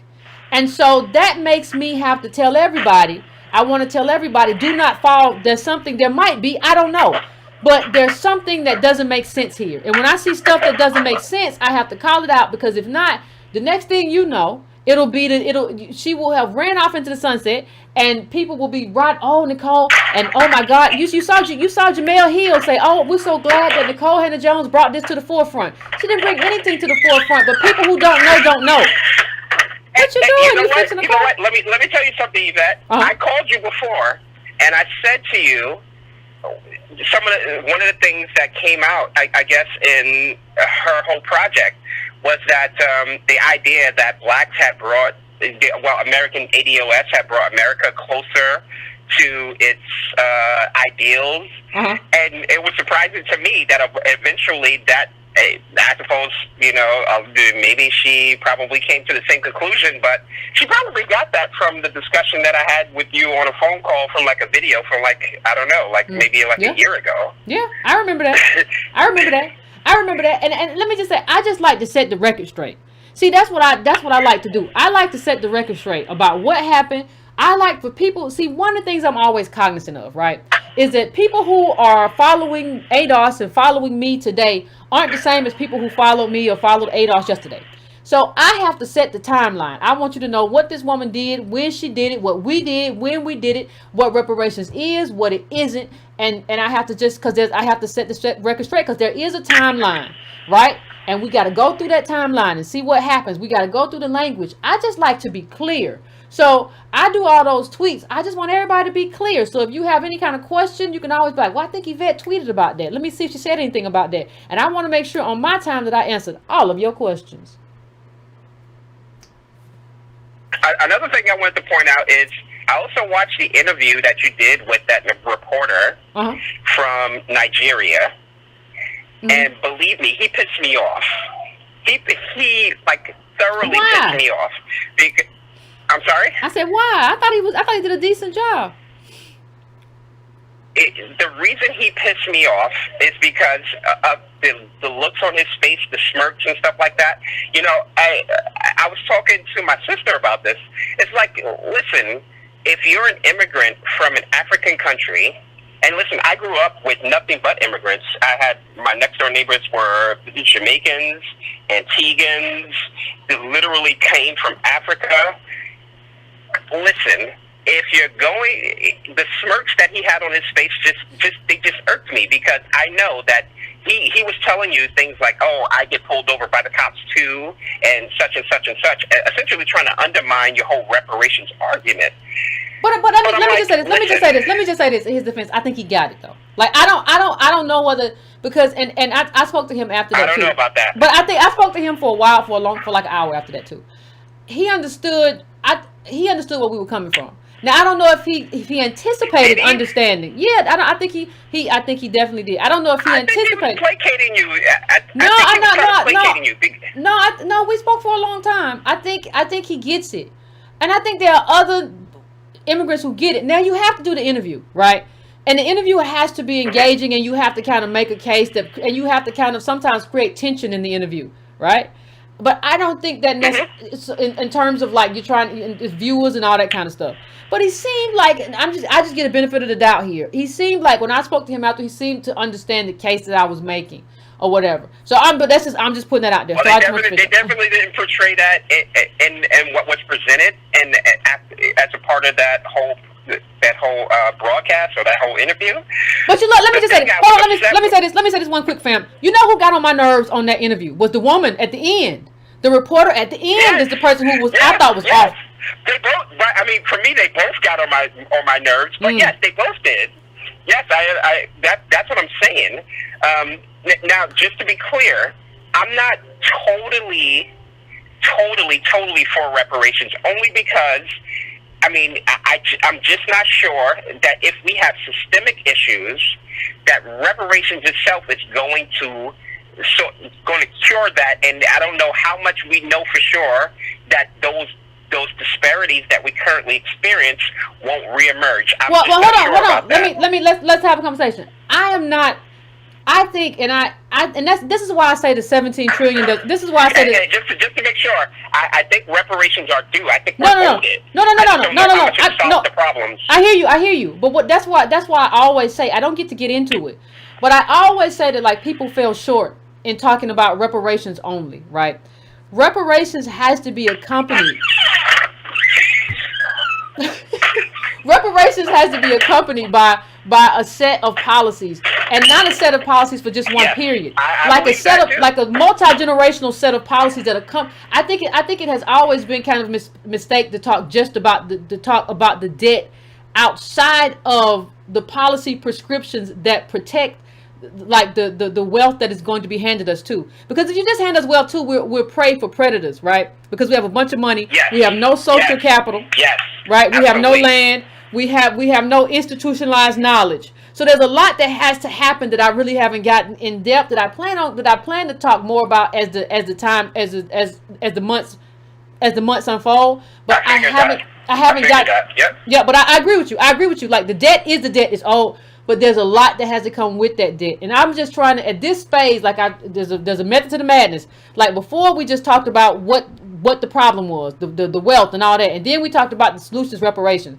And then we're going to move on to some other things as well. But I have to anchor people like in the identity first, and I'm gonna anchor you in the debt first, and then what comes along with that. You know, there's a whole host of policy, prescriptions, protections, how we have to be integrated back into the ownership class that nobody's ever talked about. So, I agree with you. And that's my only concern about the whole reparations argument. I do believe it's old. We should get it. It's a justice issue, and it should be paid. And I don't buy into the whole it will undermine our dignity argument, because we paid reparations to Japanese people, and so it's something that we should be paid. Back to this guy. I just wanted you to understand why I was upset with him.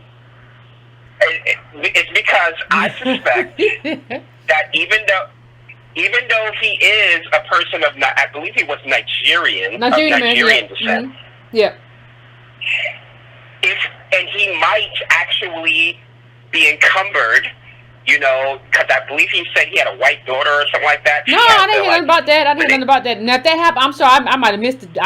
Don't get to me talking, because when I'm talking, I'll be talking. I miss stuff. But he did tell you that he does go through some of the same things as a part of being a person of dark skin. Well, yeah, and I told him, and I broke down the difference between individual racism and systemic racism. Mexicans get treated, might get passed up for a cab. That doesn't make you us. So yeah, I think But he asked the question a lot of people ask.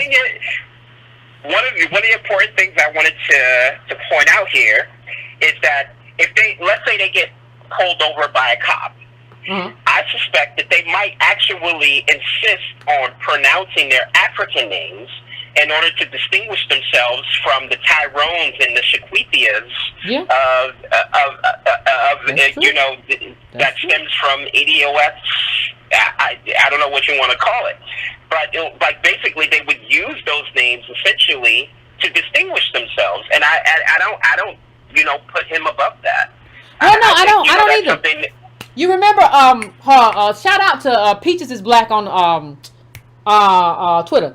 She put up something that said that Kofi Annan was getting a haircut. You remember, may he rest in peace, head of UN or whatever. And somebody said, and he was getting a haircut in America, said, I don't cut black hair. And he said, I don't cut Negro hair. He said, I'm not Negro, I'm African.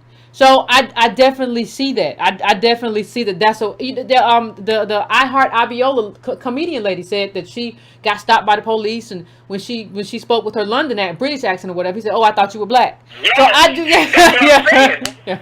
That's exactly what I'm saying. Yeah. You have to know that if you're an immigrant, if you say what your name is, the police officer is going to know the difference here. They're not going to consider you Tyrone from the hood or something like that. I hear you. So I thought he was being a bit disingenuous by just saying he goes through the same things. No, you actually don't. But I mean, you had the longer conversation with him. Apparently, he started to understand. Well, we'll see. We'll always see. We'll see. The truth always reveals itself in time. We'll see. And the woman, you're right. The reporter or on the report that was. She got on my nerves. I mean, she's beautiful. So, and I'm a man. So, I mean, I gotta, I kind of give her some kind of slack for that. You can't, no. You can't do that. You can't get nobody slack for being cute. You got, No, I call foul. No. Get off my phone. Get off my line. No. She was cute. So she gets. No. It's kind of hard to be mad at a person like that for that long. But, no, you can. But yeah, that's a pretty face. But it solves a lot of issues. No, it don't. You just think it do. It creates a lot of issues later too, because you overlooked a lot of stuff you shouldn't overlook. But I'm gonna let you go, fam. I gotta let you go. I gotta get some other callers in here. I appreciate you though. It was a fun call. I appreciate you, fam. Yeah, you can't do that. That's what happens. Well, she's all right. She's all right. She's kind of cute. All right. Whatever, next thing you know, she in divorce court. Man, I know she could, and then she did this to me, and la. Okay, you thought, but she's cute though. Got yourself in a lot of trouble. What is this? 843. I'm coming to you. What's your name? Where you calling from? What's on your mind? Yvette, it's Israel from Louisville. How you tonight? I'm doing pretty good. How about yourself? Pretty good. Well, I just got 2 quick points. So, the first point, when I saw the SCOTUS ruling on the ex-felons in Florida, I honestly thought about the protesters.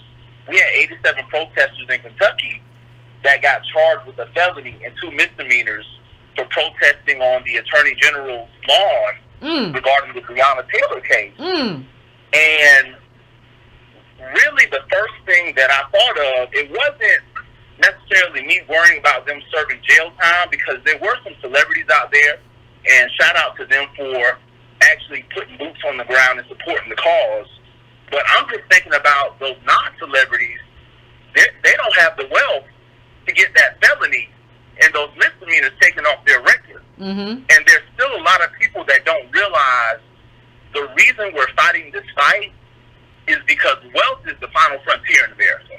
Everything at this point in America, the question is going to be, do you have enough wealth to do it? And us as a group, we don't have it. I'm looking at the thing with we still have problems with COVID-19 testing. But you look at a lot of the wealthy communities, they've bought up most of the tests, and they're testing themselves every other day. Well, we still have folks and families, we can't afford the test. We're looking at the issues with restarting the schools, and people are going back and forth on, okay, do I send my kid to school? Do I get them on a laptop?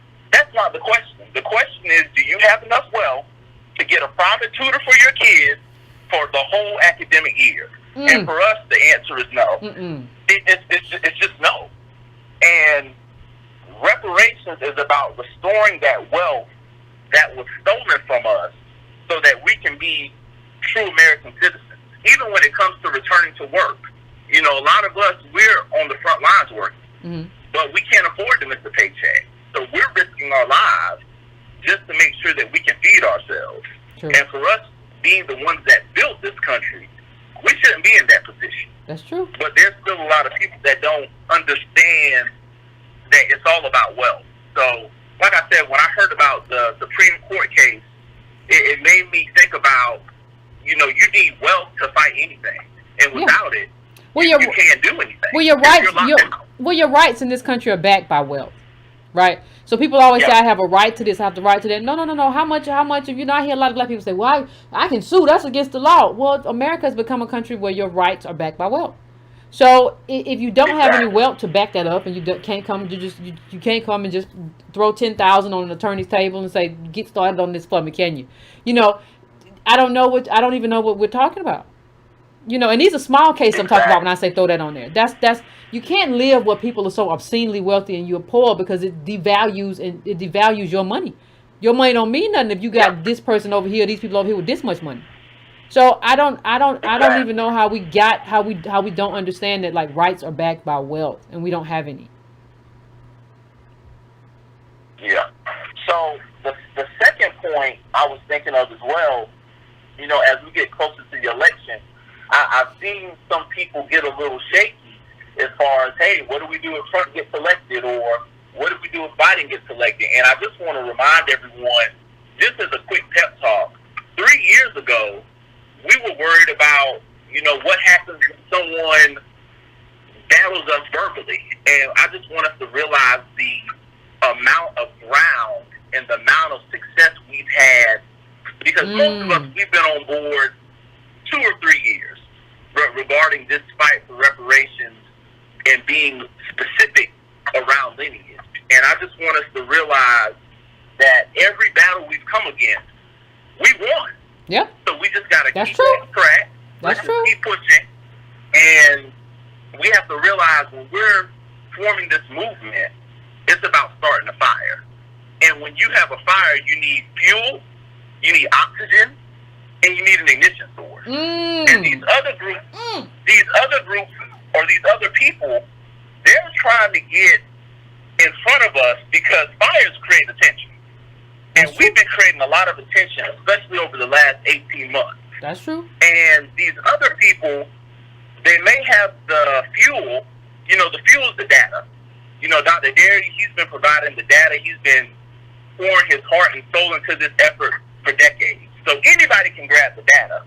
Yeah, and Antonio's been killing the data. Antonio's been killing the data. Antonio weaved that data together in ways that I could never have imagined. You could weave data together. Like I don't even know. Yep. I haven't even seen most professors do that.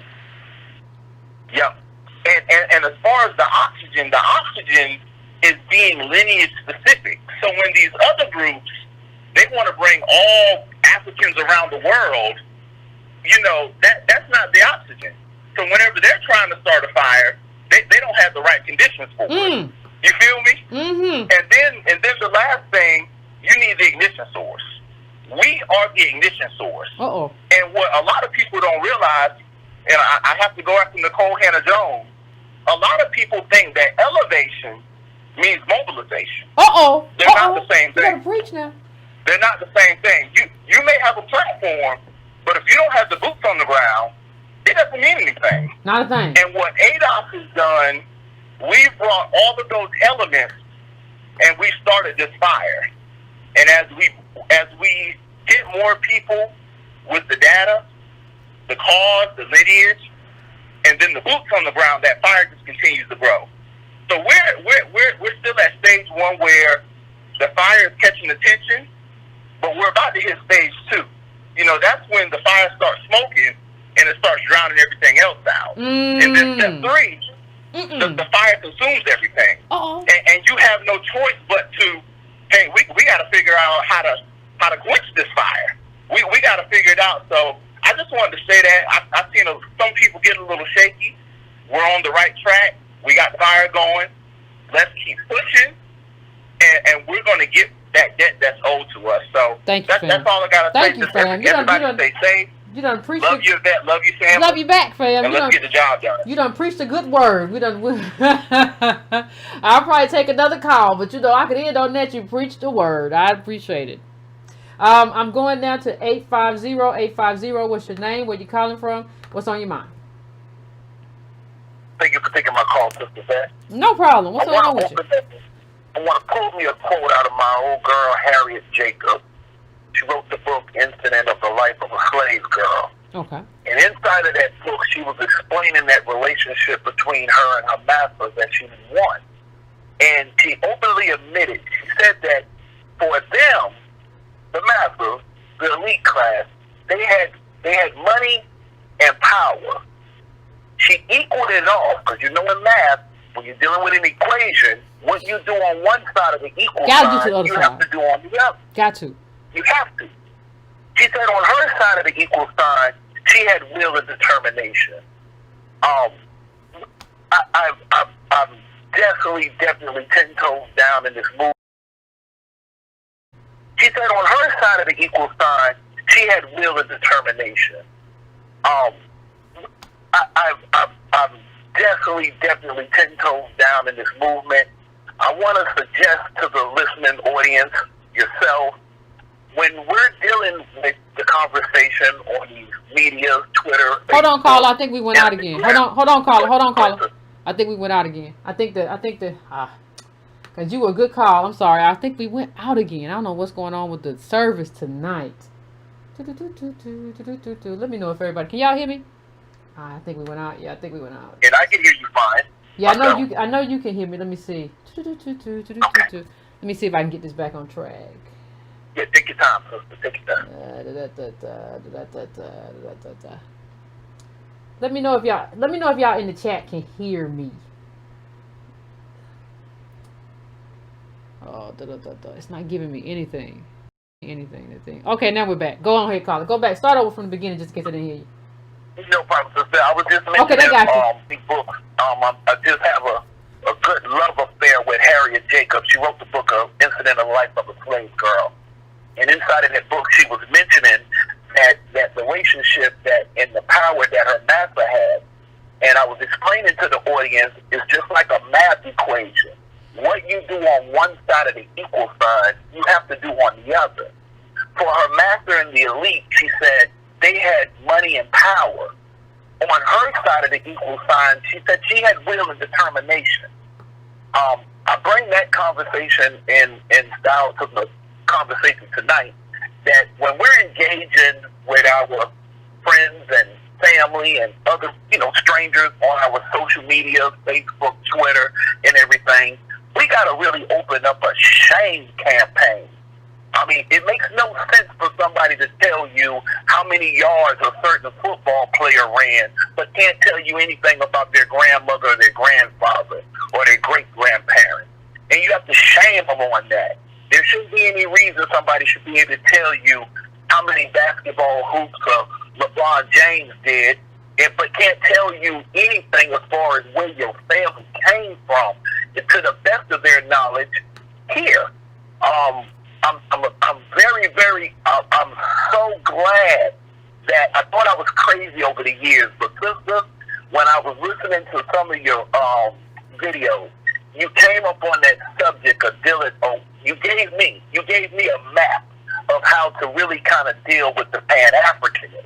Because a lot of times we really, really get so, it's kind of like, for an example, I'll just pull one name. John Henry Clark, okay? African historian.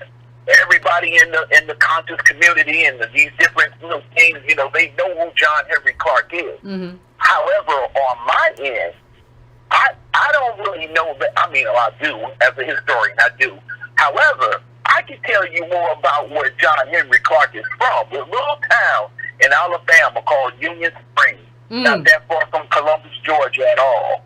And I lived there at one time. I went to school not too far from Union Springs. Union Springs is very next door. I mean, well, it's right next door to Tuskegee, where they had, the Tuskegee experiment. My point of bringing all of this up, or bringing that little part up, is as I'm noticing the conversation, we're doing pretty good. We're not where we probably need to be as far as the conversation in the right form, but as far as on the social media, little bit by little bit, I'm seeing more and more people representing the ADOS, that capital A, capital D, capital O, capital S, and whether it was you, whether it was Tone, whether it was a committee, whoever came up with that was the best thing that you guys ever could have came up with, because it helped me in the story. For example, my children, they know when I taught them you're not black. Black is an adjective. It describes or modifies a noun. This is basic fourth grade stuff. But then the kids, of course, being children, they will follow up and be like, well, okay, we're not black, then what are we? And I would tell them, well, we're American, and then you break it down into, where mom's focus from or where dad's focus from. Maybe Alabama, maybe North Carolina. But then when I ran into to you guys, and y'all had that American Descendants of Slavery. It is the best political fine point acronym that you could ever have came up with. And thank you, there, my friend, I am so grateful that y'all did that.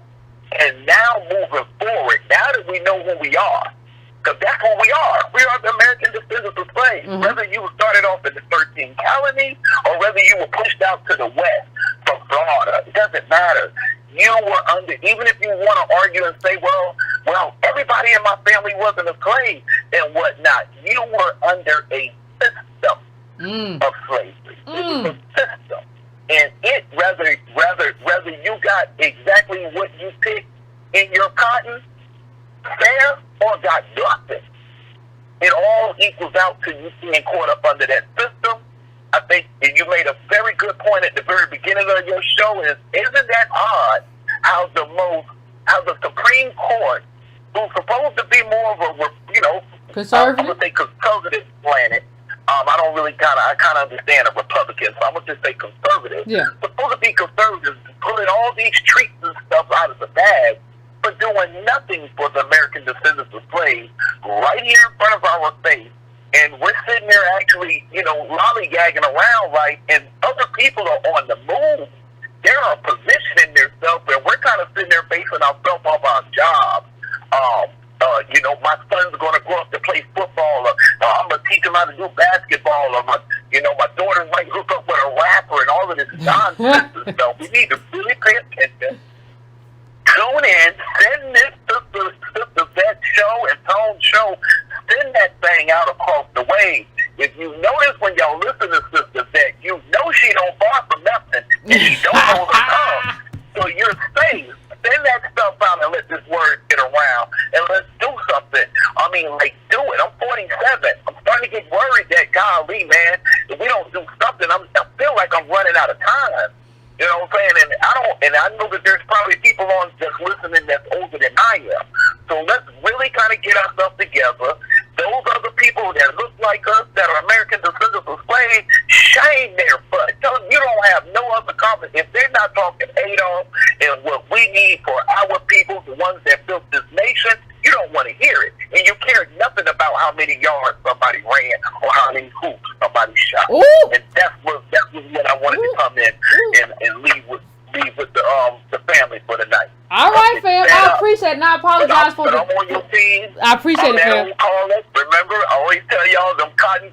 If anybody got any questions, tell them I have no problem with riding maybe 15 to 20 minutes from Pensacola, Florida, up in Alabama. Those cotton fields are still right there. And that 108, 109 heat index, that rests on your mind of what them people must have been going through and felt like out there picking that cotton and stuff. Come on with it. Sun up and sun down. All right, fam. That's all I have for you. Appreciate it, fam. Hey, that was good. I appreciate that, fam. Listen. I apologize, everybody. We are having... I apologize for the technical difficulties that we have been having and are continuing to have. So we're going to have to end the show a little bit early because the thing keeps flashing on and off and on and off and on and off. So, and it's giving me some kinds of dizziness. But I want to appreciate everybody who called in and who called in for the call-in show. I appreciate it. You all are wonderful, have been wonderful, and I apologize to the brother because I think he said some things that didn't necessarily get through because it was just shaky, because it kind of went out for a little while. I don't know if it went out for long, but it went out for a little while. So there was some stuff that he said, I don't know if it got through. I'll have to look at it later. But that's why I let him go as long as I go. It was still a good call. So I want to thank everyone. I want to thank y'all for this is a call-in show. So I know it's not always easy to call in and listen to the family, but I think that's what we got to do. We got to be family. And listen to each other, and we can talk about each other and make fun of each other, but at the end of the day, we're going to have to love each other. So that's just what it is, fam. Now, let me just go on to, do not forget, family, to hit that like button. Do not forget to do that. Do not forget to share this with your peoples. If you want to donate, as always, go to donatebrown.com. Go to subscribetobrown.com if you want to do that. Just give me your email address. I'm going to send you a newsletter right now. During the COVID, we just send a newsletter out without, I'm not going to necessarily charge you right now because we just send it. It's COVID. It's coronavirus, you know. So we send that out. Stay safe, family. Wear your mask. Wear your mask. Keep a safe distance. All that good stuff. Hit the like button. Cost you no money. If you're going through it, I understand. Cost you no money to hit that like button. Cost you nothing to hit the like button.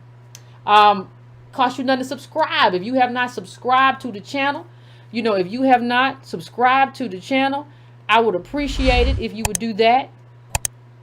Also, what else? Let's see. Hit that bell too to get notifications. These are all free things that cost you no money. So family, don't forget July the 30th, we're going to be reading our book club book. If you don't know what the book club book is, well, where you been? I'll put it up next time, but we're going to July 30th and maybe the day after that we'll be reading the book club book. So family. Thank you so much. If you didn't get in, we got other shows coming. It's all good. We will talk. But let me get out of here, fam, and get to bed. You get to bed a little bit earlier than usual. So don't be up all late. Don't be up trying to be fast and all kind of other stuff. Like the little man who called, he was trying to chase pretty girls. You got to go to bed. So we will talk soon, family. Please take care. Please finish your libation. Be easy, breezy. And we heading into the end of the week now. So y'all be careful out there. All right? Bye.